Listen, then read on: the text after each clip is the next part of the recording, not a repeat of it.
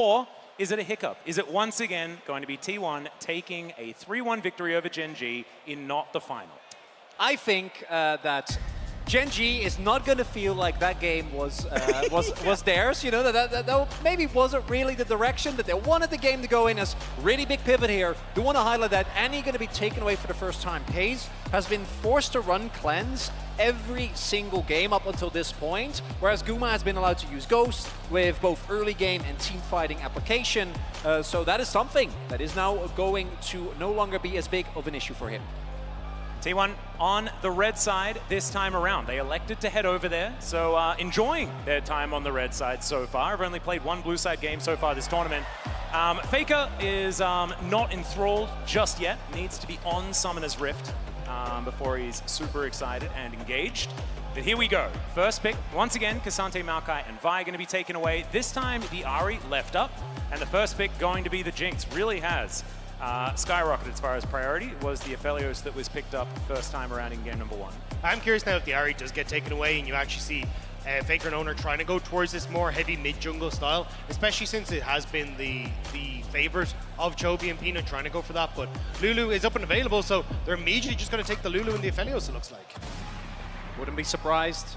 Also, wouldn't be shocking if we do see Delight going over to his Fresh again. Had some great hooks, had some not so great moments. Some of the mid-game fights not quite working out, but the Ahri does make a ton of sense, because I also think that you can't give it to Chovy. Even though in game number 1 it didn't end up working out, I do think that on that pick he is a complete menace, and denying it to him also means that he might get pushed to another champion where he's not as comfortable. Could be, but Lissandra Viego could be a lock-in here that Gen G could go towards. Does go quite well into the Ahri, although we have seen Ahri win out in the matchup in the laning phase. But that combination is very strong. Peanut loves the Viego, but instead, looks like it is going to be the Wukong once again. Where does Chovy go? And it looks like it will still be Lissandra regardless. I kind of love that Peanut. He was like, oh no, it's not good anymore. And then Kanavi won it. He was like, oh, I guess I can still play it. It's fine. Let's go back to Wukong like I've done for the entirety of the split.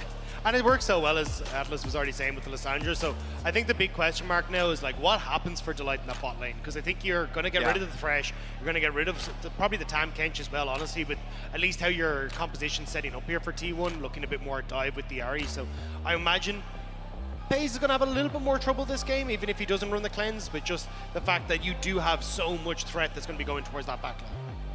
Well, the Aphelios is going to be locked away here, so once again, Lulu Aphelios for the T1. Bottom side, and like you were talking about, likely to see some support bans, likely to see a Poppy ban over the other side before we get into the next round of picks.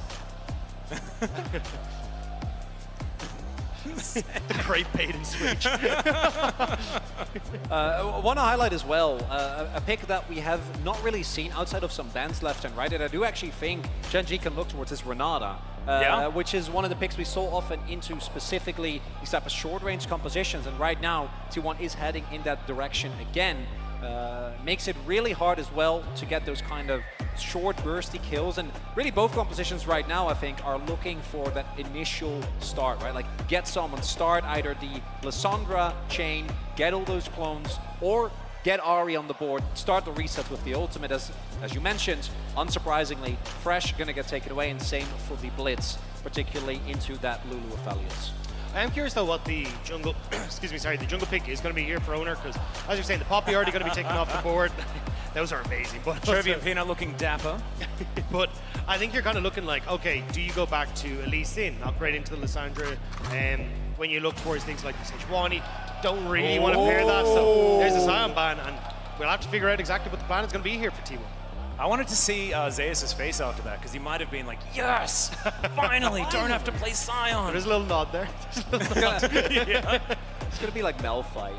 Yeah, and still not going to have the greatest of times. But the Nocturne going to be locked in first. Love the Nocturne plus Lulu combination. Also, what goes into what you were saying, right? That just by what is currently unavailable for Gen G, Paze is not going to have nearly the amount of support that he normally would.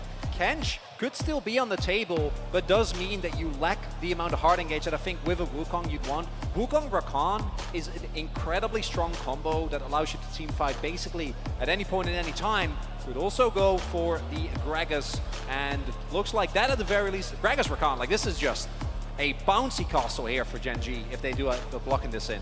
Yeah, just making sure that you cannot have fun here is Gumayushi. The second you try to walk up, there's so much CC that can come your direction. And, yeah, I think he'll end up going back towards the Rakan. Other option could be something like a Braum. I know he just sucks in lane, like you're not going to have a great time, but just that disengage, but still going to go for the Rakan instead. Zeus? It's scary. I don't trust Carrier at all. Yeah, no, never. Although, I would love this, to be perfectly honest. I was talking about this earlier in the green room, the good old Susan.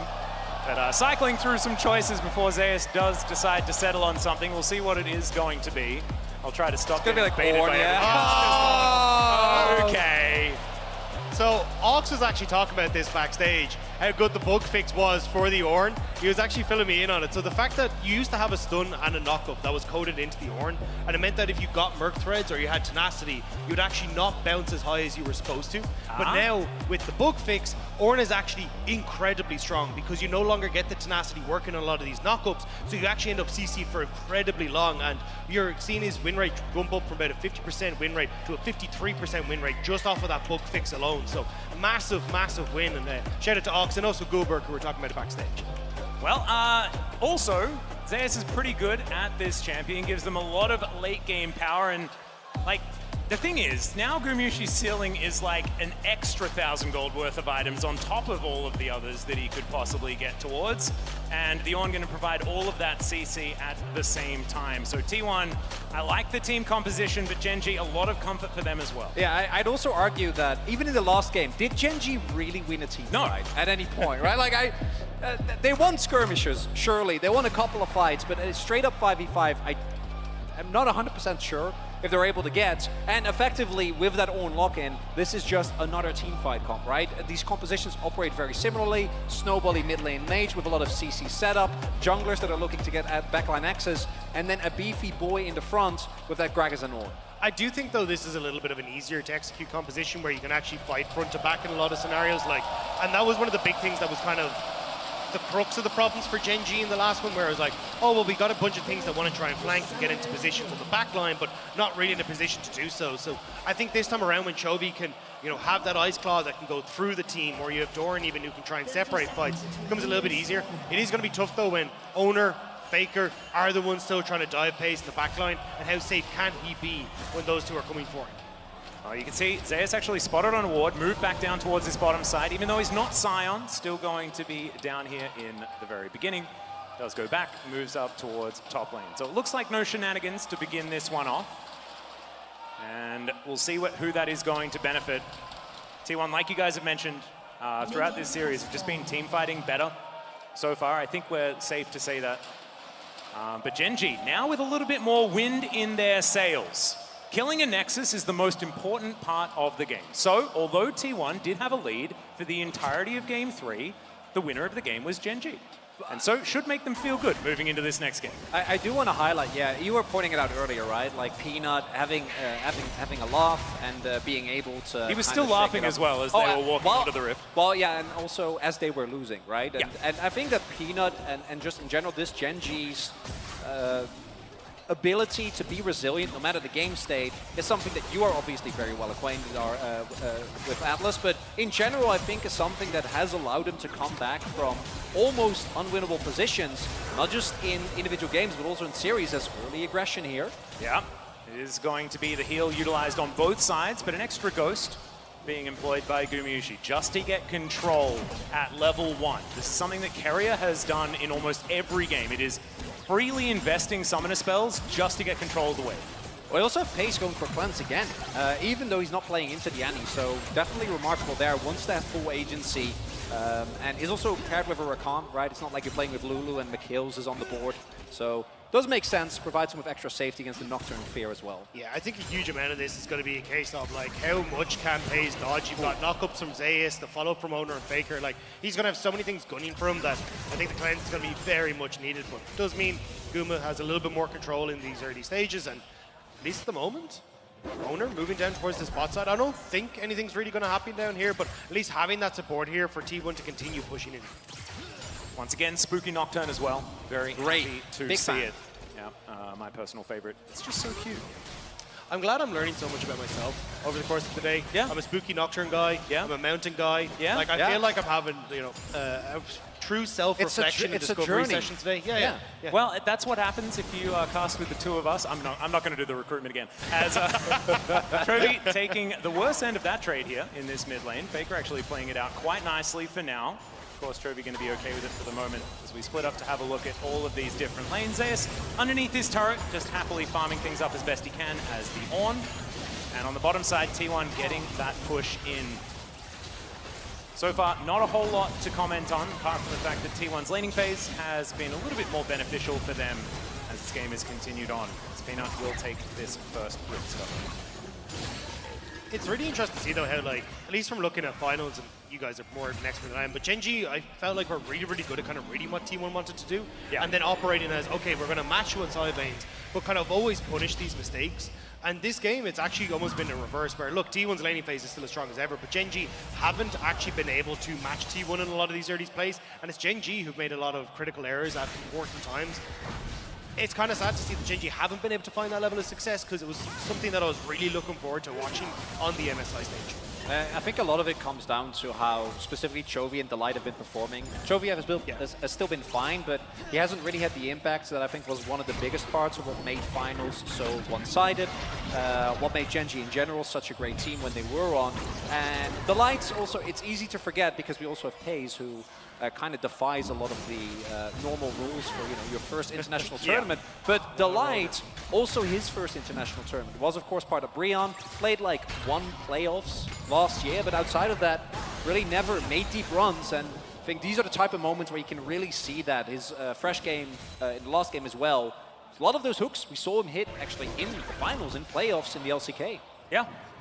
Well, here on the top side, going to have a back interrupted. Chovy as well, like continuing to fall down. Faker has just played a fantastic series so far. Of course, first 2 games on the Annie, but here, really laning effectively on the Ahri. We'll see how much more he's going to do as this one continues.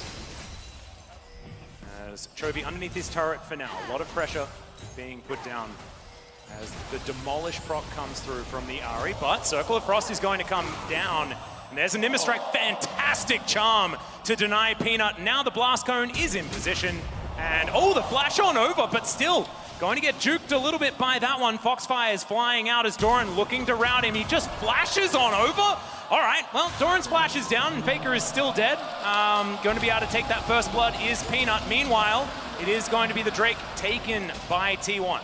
Nice turnaround from Chovy to get the kill into mid, but as you say, T1 being able to respond well with the Dragon in their own right. So a little overzealous, I'll say, with the flashes. I actually, it's important to remember, like, Faker has his flash, and they didn't have vision. So Doran thinks that if he doesn't flash and denies the blast cone, Faker might be able to get out. But I think he could have also just waited. And a little bit. I think he'd been fine. I feel like if we were to go in with a microscope afterwards, there were possibly some ways to optimize what just happened. However, I don't have my microscope with me. Really? We'll just move. I know, I forgot it. Forgot to pack it. I was packing in a bit of a hurry yesterday in order to get over here. So microscope didn't make it, but I will pack it next time. Sorry. Well, I kind of counted on that. Yeah. You got my back? I got you. Oh, okay. Did you bring one? Yeah, I got a spare one. Oh, nice. All right. Well, good to hear. Well, we'll definitely dissect the play coming up. Thanks to Dagda, is now Peanut going to have to use his Warrior Trickster, not going to full Faker, but he's still going to get snared. Owner flashing forward, Spell Shield doesn't get a whole lot of value, but the Fear certainly will, as Peanut is going to get taken down. Now 2 versus 1 as Chovy wanting to take down Owner. He grabs that kill, and now another Circle of Frost comes in. The Thrall not going to be able to find Faker, but he does have to get out of there. By the way, while that was happening, yeah, what happened to Zeus Doran? solo killed Doran. Yeah. This one, just and you know, Balmy Cinder, that's an Ornn. We've been.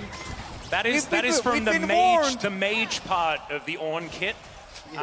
Is the Balmy Cinder. Let's have a look at what happens here topside. Yeah, so, I mean, yeah, just immediately gets the ultimate, gets the knock-up, gets the follow-up, like, really nice job from Zeus. And you kind of see there, like, you just, and the Bellows breath as well. All right, that was nasty. That was so well played. Doran just getting completely caught off guard. And here we see, never mind. In the meantime, Gumiushi going to get knocked up as they dive on top of him, not able to stand his ground this time. Peanut not going to be able to lock down Carrier. He has to flash to get out of there, though. So Gen.G with an opportunity here on this bottom side to get some plates into the Jinx. Gen.G coming alive a little bit in this game. Apart from the top side, the fact you're getting kills now, getting some plates onto Pays, it's exactly what you need for Gen.G to try and start that road towards the reverse sweep. T1 though, responding well, immediately moving up towards this top side. Zeus doesn't have the ult, so Doran just kind of being a bit of nuisance here. Yeah, Peanut just trying to hold Carrier at bay, but it looks like this Rift Herald is going to be foregone by Gen.G. Doran moving back towards this top side, not going to try and go for any sort of steal, which would have been difficult because he's not a jungler. T1 back here towards his bottom lane though, as Gumayusi just going to settle back into farming. Very even as far as that is concerned, outside of the mid lane where Chovy has a couple of waves in advantage. As both junglers say, hey, you can have my buff. I take yours. And they're both fine with it, which I think is heartwarming. Well, he's decided, Chovy. no, I was on the wrong side of the map. I should leave this for Gen.G.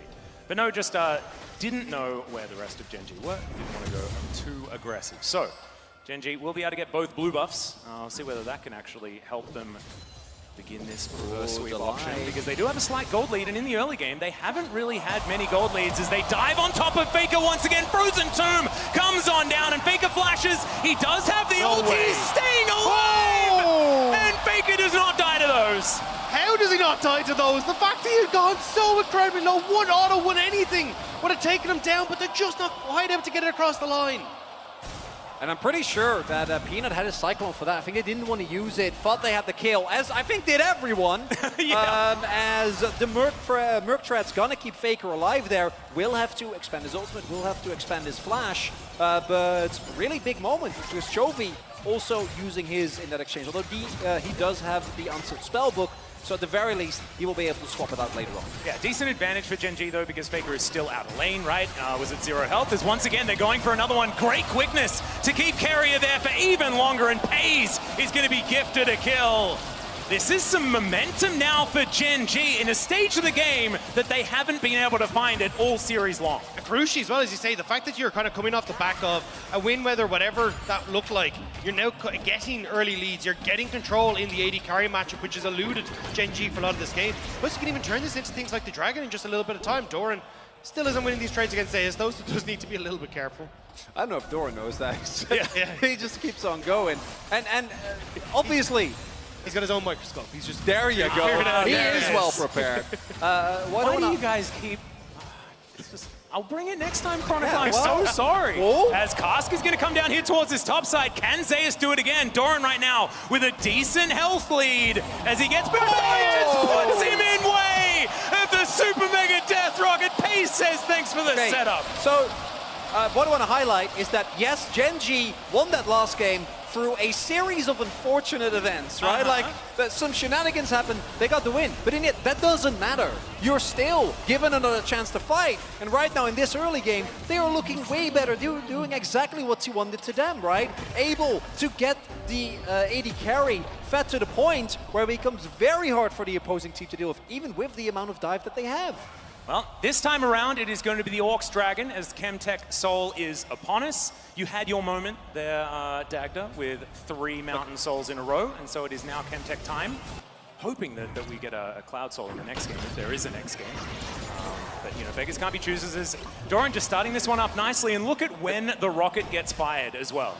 There it is. It's in the air. As Doran says, no, back there a little bit. Thank you very much. Yeah, Doran just catching Zeus off guard the moment that the Bellows Breath comes down, right? At the very end of it, he throws out his ultimate, guarantees the knockback. Zeus doesn't have a lot of mana, was looking for a back anyway, and it gets taken down.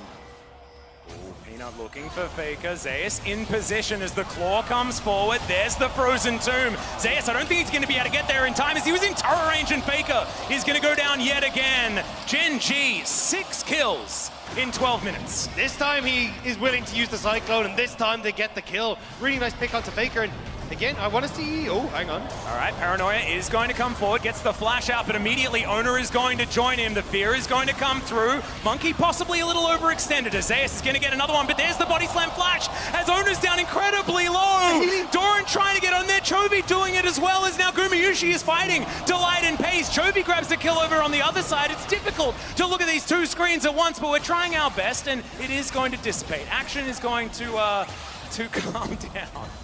And in the end, it ends up working out. Faker gets the teleport, dissuades the rest of Gen G to keep on fighting. But that's still a win for Gen G, right? They're able to get the teleport of a Faker. He's now in the bot lane, and unless they can somehow pull off a dive with FaZe and the Light still being very healthy, it's going to be Gen G coming out ahead of the play.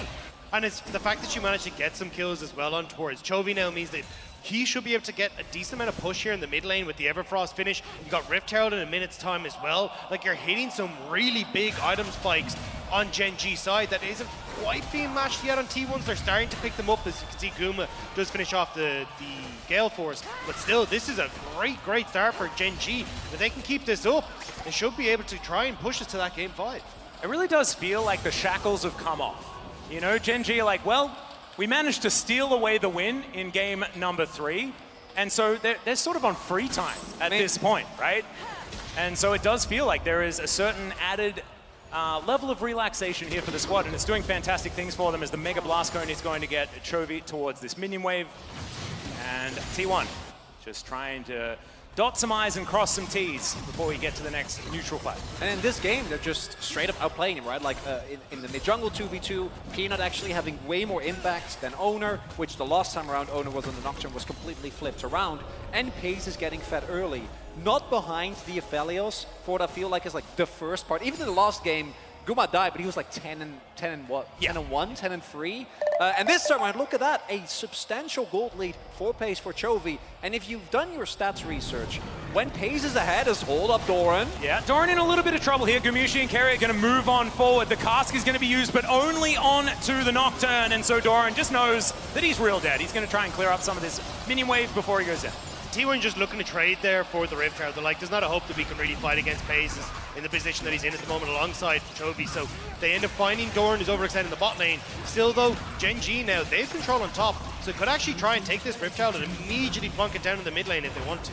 But I do have to say, if Doran doesn't overextend, respects the fact that his team is playing on the top half of the map while he's on the bottom half, then you could probably deny the first turret block. But this is the type of plays that I do think keep T1 very much in the game. Do remember that with Ornn, gold leads can be somewhat deceptive, and it's not like the T1 composition doesn't scale onto team fights. And that's what I was going to say. The fact that you still got like a ton of pressure that can come in onto FaZe in team fights, and if he goes down, yes, Chovy's in a good position, but not exactly in the best spot to try and win you an entire team fight on the Lissandra. So if Owner and Faker can still get access with Zeus having the knock up onto FaZe, you're still going to struggle as Gen G. So this still comes down to execution. It's just that Gen G definitely have a running start. And I think this next Dragon is going to be big because even though it's not the favorite stall, I'd say, of most people, picking up an early Chemtech can still be pretty beneficial against the amount of CC and single target blow-up potential that Gen G have.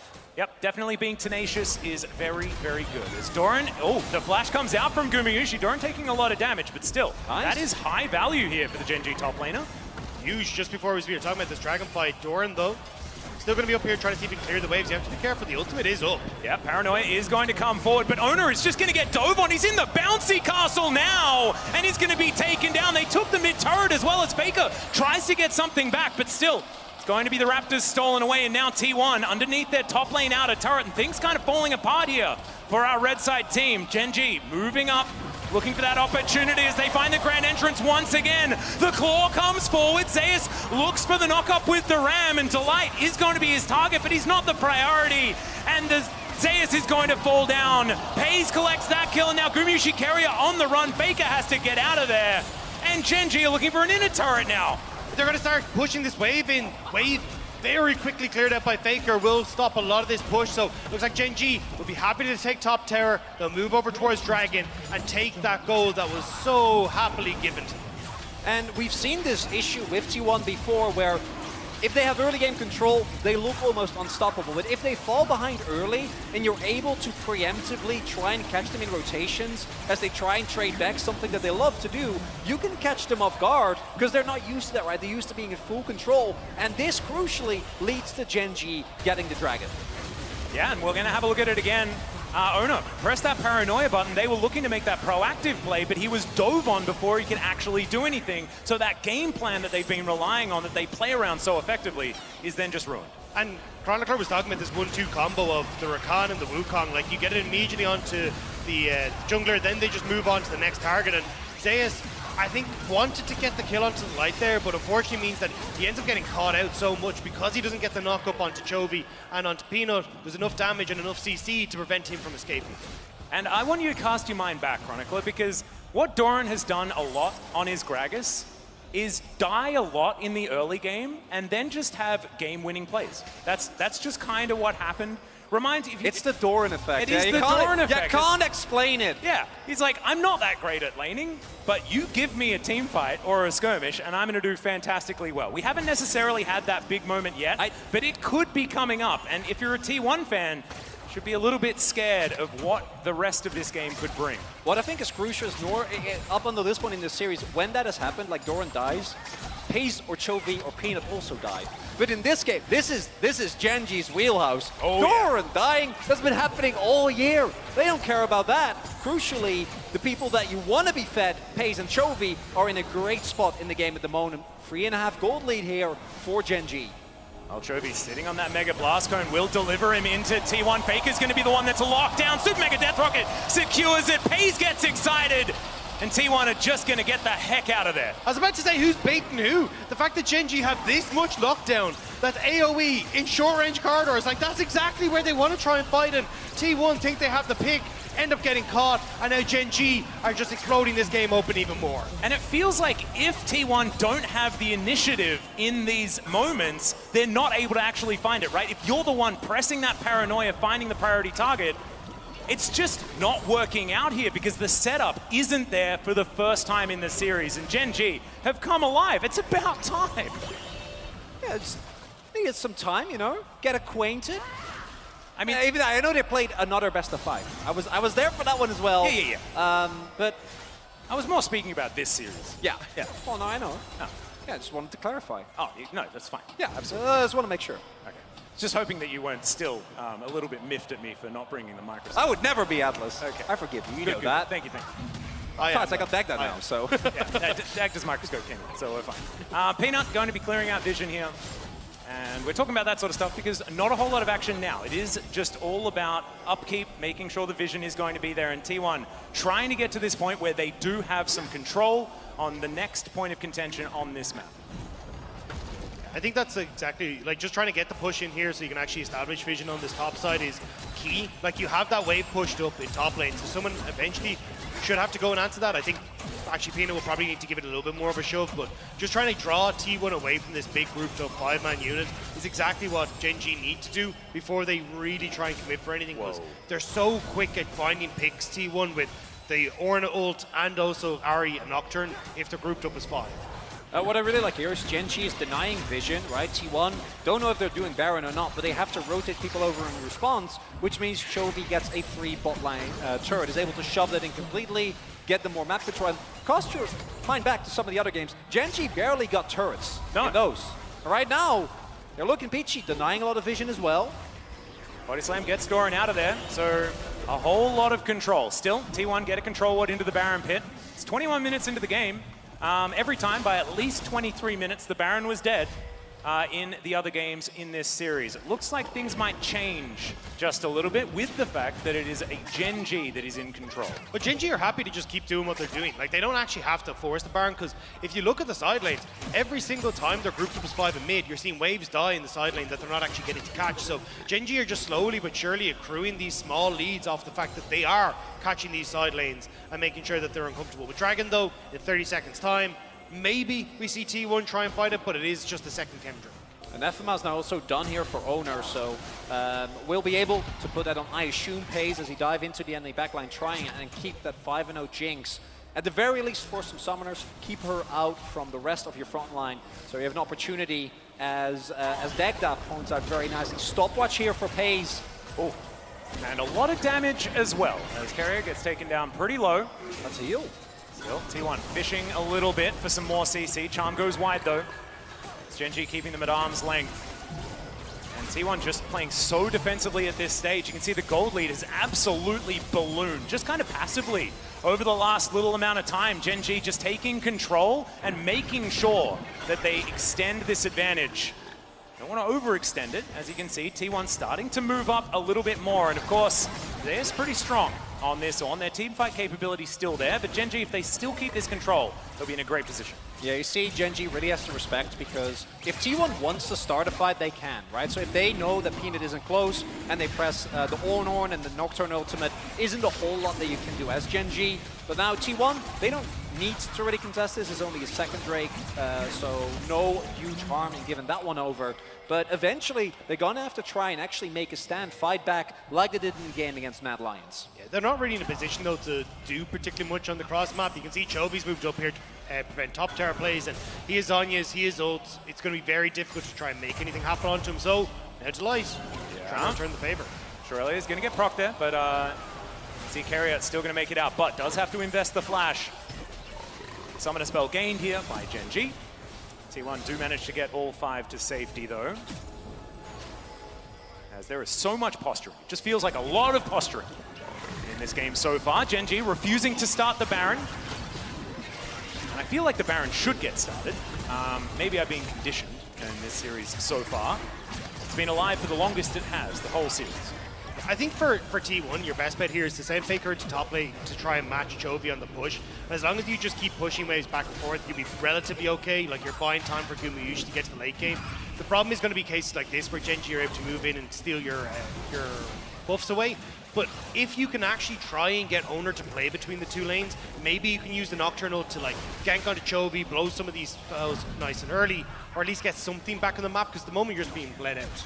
Yeah, and that's actually what I think Gen G has done a really good job at, is when you're playing a Nocturne in a situation like this where everything is warded, you have 0 side lane pressure, and you have 0 catch potential, it's really, really hard. Ooh. Owner just out of range of the Ring of Frost, didn't need the spell shield. It would have been great though, had it been in range. As Gen G in position, Zeus moving forward, he is not the optimal engage target.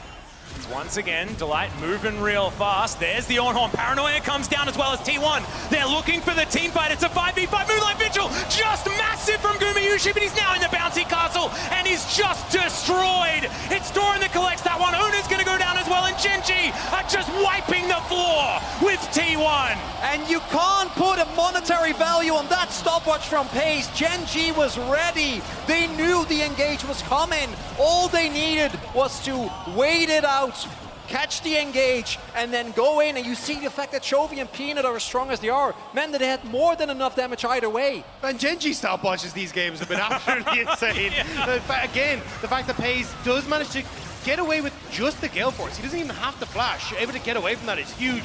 Now Gen G will take the Baron. It's about 2 minutes delayed, but still, they'll be very happy and in so much control.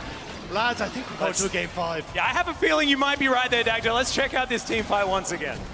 Well, yeah, you can see as that comes through, like, stopwatch on the Nocturne, on the follow-up, and the cast onto Gumayushi means he's not really, like, gets a good ult off, but immediately ends up in the bounce house, pays his empty Gale Force away, and his only Owner is dealing damage to him. So on the backside, there's just not enough DPS coming through from T1 to try and clean up the fight.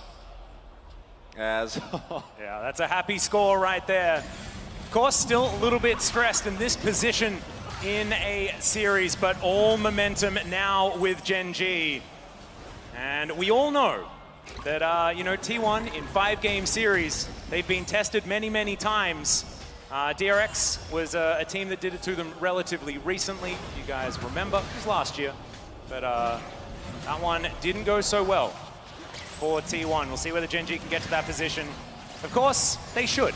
They have 10,000 gold in the lead. Now a Baron, Red Bull Baron power play, cresting that 2,000 gold mark after this inner turret goes down. And I want to highlight as well the damage that Chovy and Peanut did in that fight, right? Like, even with Pace as fat as he is, he was more of bait, maybe this time around as well. Yeah, let's go for it one more time as, oh my goodness, the damage onto that Nocturne. But they get into the backline and they manage to take down the Jinx. Delight also taking so much as Faker is going to clean that one up. And now Gumayushi is still alive at full health as Gen G are looking now desperately trying to escape. And that Baron power play I was talking about, it's not going to crest the 2,000 gold mark. Doran is going to get taken out. They're trying to just stop this fight as Chovy with the claw will create enough distance, but I don't know whether they're escaping this one. Another charm from Faker, and Doran will be taken down from that.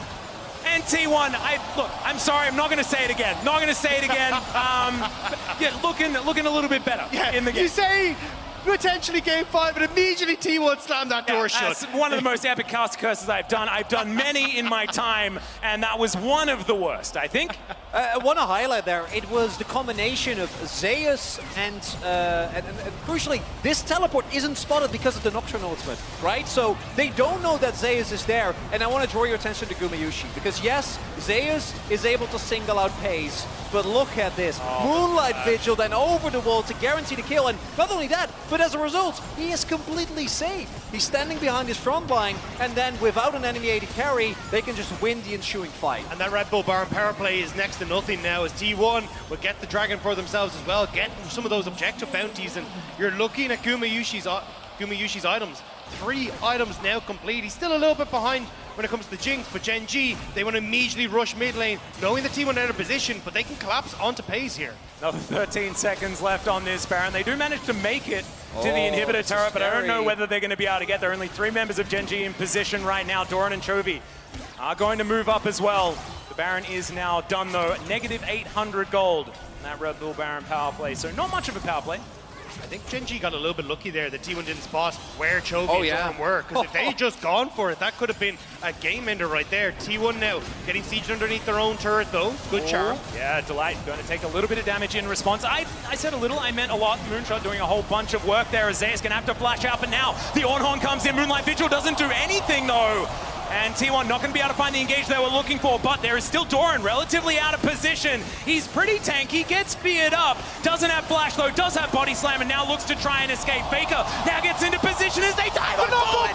They look for Gumayushi and they manage to take down the Aphelios. Now Pace dodging everything. And Gen G just destroy them. That is going to be game 5. That's a clean ace! This series is too much, boys! Are you so jet-lagged? I think I'm wide awake at this stage, man. That one certainly woke me up. I've had a fair bit of coffee, but nothing is like this. We're going to Silver Scrapes, thanks to Gen G. After the first 2 games, it looked done and dusted, right? And then the game number 3 happens, you're like, well, what are you gonna do? It happens. But this game was unlike any game that we've seen in this series thus far. This felt like Gen G at finals. This felt like a Gen G that knew that they could actually pressure in the mid-jungle 2v2, that did know how to play around Pace, getting him fed early, and as a result, going to game 5 for the first time.